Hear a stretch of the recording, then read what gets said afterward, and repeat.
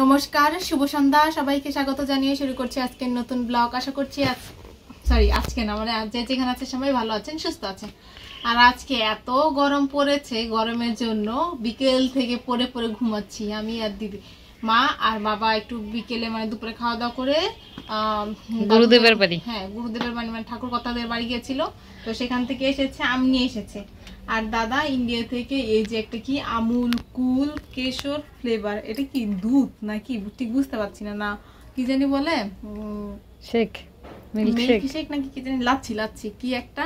তো আমাকে ওই দিনও দিয়েছিল, ওই দিন খাওয়ার টাইম পাইনি, আজকে এখন খাবো। এটা খেয়ে দিয়ে কিছু একটা খাওয়ার ব্যবস্থা করতে হবে। তো দিদি ব্যবস্থা অলরেডি করে ফেলেছে, তো যে খাবো একটু খেয়ে দেখি। এটা কি পুরোটা তোকে দিয়ে দিয়েছে? হ্যাঁ, অল্প, বেশি না। কেমন? বেশ একটা মানে মিষ্টি না বেশি, আর একটু মিষ্টি থাকলে ভালো লাগতো, মিষ্টি মিষ্টি। আর আজকে যখন ঘুমোচ্ছিলাম বিকেলে, তখন মাতাজি ফোন দিয়েছিল, আমি আর দিদি তো ঘুমে শেষ। তো তখন আর মাতাজির ফোন তো রিসিভই করতে পারিনি। তো একটু পরে মাতাজিকে ফোন দিয়ে জিজ্ঞাসা করবো কেন, মানে আজকে আমাদের বাড়িতে আসতো, কিন্তু ওই যে আমরা ঘুমিয়েছি তার জন্য ফোন রিসিভ করতে পারিনি। তার জন্য গতকালকে আসার কথা ছিল, যেহেতু আজকে মানে ফোন দিয়ে যেহেতু দিদি এসেছে সেজন্য আসতো গতকাল দিদির সঙ্গে দেখা করতে। আর মাতাজিরা তো অনেকদিন আগে বাড়ি চলে গেছে, তারপরে আর দেখা হয়নি দিদির সঙ্গে, 2-3 মাসের মতো দেখা হয়নি, তাই না? হ্যাঁ, তার জন্য মানে এসেছিল ওই দিন আমাদের সঙ্গে দেখা করে গেছে। কালকে আসতো, মানে কালকে আমাকে ফোন দিয়েছিল কালকে আসতো, কিন্তু কালকে হয়তো কোনো কারণবশত আসতে পারিনি। এখন আজকে আসতে চেয়েছিল, কিন্তু মানে আসতে চেয়েছিল হয়তো বা, কিন্তু আমার ঠিক জানা নেই। তো ফোন দিয়েছিল, আমরা ঘুমোচ্ছিলাম, ধরিনি। তো এখন বসে বসে আমি আমুল কুল, এটা যে কি বুঝতে পারি না। আজকে এই দুটো আম পড়া ছিল গাছে, মানে টিনের চালে পড়া ছিল, সেখান থেকে আমি নিয়ে এসেছি, আর সঙ্গে একটা খাওয়া আম। আর ওগুলো তো ওই দিন নিয়ে এসেছি পেরে, এখনও খাওয়া হয়নি। আর এই যে এই আমগুলো দাদু বাড়ি থেকে নিয়ে এসেছে, মানে দাদুদের গাছের দিয়ে দিয়েছে। তো এগুলো ঠিক আছে, খাবো। এখনও এবছর এখন আমি পাকা আম খাইনি, যদিও আম পাকার সিজন বেশি দিন শুরু হয়নি, কেবল শুরু হয়েছে। তো এখন খাবো না, একটু পরে খাবো। তো এখন দিদি একটা নাস্তা করবে, ঠিক না? নাস্তা বানাচ্ছে, কি ম্যারিনেট করে রেখেছি প্রতিদিন। কালকেও সন্ধ্যাবেলা এত খিদে পেয়ে গেছে, আজকে আমার খিদে পাইনি, কেন পাইনি, কিছুক্ষণ পর পাবে দেখবি। হ্যাঁ, মানে এমন টাইমে পায় যখন কিছু করেও খেতে ইচ্ছা করে না, আর দেখা যায় কি মানে যে একটু পরে রাতের খাবার খেতে হবে, তাই আর খাওয়া যায় না। তো এখন দেখি দিদি কি করছে। বহুদিন পুরনো চিকেন বের করেছে, ম্যারিনেটও করে রেখেছে, কিছু একটা ভাজবে, ভেজে বানাবে কিছু একটা, কি চিকেনের পকোড়া বানাবে, অনেক লম্বা লম্বা করেছে। তো এখানে যাওয়ার আগে বোনাকে বলে গেছিলাম যেগুলো একটু খেয়ে নিতে, তো এগুলো বোনা খায়নি। তো আমি আসার পরেই এখন আজকে আমি এটা বানাচ্ছি। এটা আমি যদি না বানাই এটা আমার মনে হয় না খাওয়া হবে, সেজন্য আজকেই বানাচ্ছি, কারণ এটা অনেকদিন পুরনো চিকেন। এখানে সঙ্গে আর কিছু দিতে হবে? হ্যাঁ, এখন একটু কর্নফ্লাওয়ার দিতে হবে। তোকেই আমি খুঁজছিলাম। আমাকে খুঁজছিলি? হ্যাঁ, তো কি খুঁজছি বাংলাদেশ কেন বলতো, কারণ এখানে একটু কর্নফ্লাওয়ার, চালের গুঁড়ি টুড়ি যা দেওয়া লাগবে একটু দিয়ে দে। আচ্ছা, দিয়ে দিচ্ছি। দিদি বাইরে বসে বসে চিকেন পাকোড়াগুলো ভাজছে, আর আমি চলে এসেছি, কেননা আমার প্রচুর গরম লেগে যাচ্ছে, অনেকক্ষণ ধরে ফ্যানের বাতাস খাচ্ছি না। তো গরমে আমার ভালো লাগছে না। এই যে গরমে আমার মুখ না বলে, হ্যাঁ মুখই তো, আমার কপালে পুরো গোটা, এই গালে গুলে গোটা দিয়ে ভরে গেছে। তো হেভি গরম লাগছে, একটু ফ্যানের বাতাস আগে খেয়ে নিব, না হলে আর টিকতে পারছি না।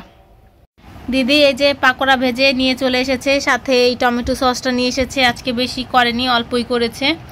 আর ওইখানে যে বসে রয়েছে, কিরে এখন গরমে পাটা খুলে দিয়েছিস? খুলে দিয়েছি, খুব গরম। কি করছিস ফোনে?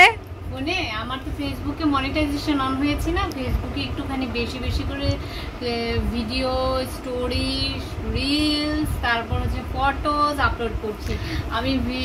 ফেসবুকে আমি কত সেন্ট পেয়েছি জানেন তো আপনারা? জানেন না তো, 25 সেন্ট পেয়েছি। এটা যেমন জন্য কি আনন্দের সংবাদ। তার জন্য বসে বসে এখন কিছু একটা আপলোড করছে আর কি, ফটো পোস্ট করছি।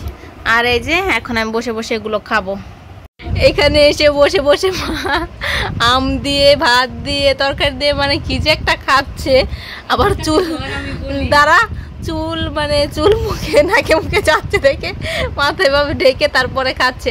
এর জন্য দিদি জানি কি একটা বলবে, বল বল বল। আমার মায়ের সব থেকে পছন্দের ঋতু হচ্ছে এই গ্রীষ্মকাল।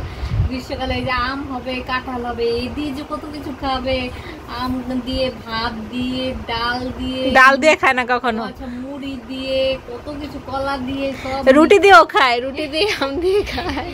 কি অদ্ভুত অদ্ভুত কম্বিনেশনের খাবার যে খাবে। আর আমাদের মায়ের, আমার মামা বাড়িতে আগে ছোটবেলায় আমাদের মা এই সিজনে নাকি ভাত খেত না, খালি আম আর কাঁঠালি খেত। হ্যাঁ, আমাদের মামা বাড়িতে আগে অনেক গাছ ছিল, আমরা যখন ছোট ছিলাম তখন মোটা গাছ ছিল যে 2-3 জনে নাকি ধরতে পারতো না। হ্যাঁ, কাঁঠাল গাছে ধরতে পারতো না। তো সেই জন্য আমার মায়ের এই ঋতুটাই খুব পছন্দ। আমার মা লিচুও খাবে, জানেন, লিচু খাবে, বলবে রাত্রেবেলা লিচু যাতে পোকা দেখা যাবে না, তাই রাত্রেবেলা লিচু খেয়ে ফেলতে পারে। এরকম আমার মায়ের অবস্থা। এখন তাই বসে বসে খাচ্ছে, বসে বসে খাচ্ছে, খুব টেস্ট করে নাকি, খুব টেস্ট। আবার কি, ওই যে কামড়ে কামড়ে খাচ্ছে। আর আমগুলো কোথা থেকে এনেছে বলতো?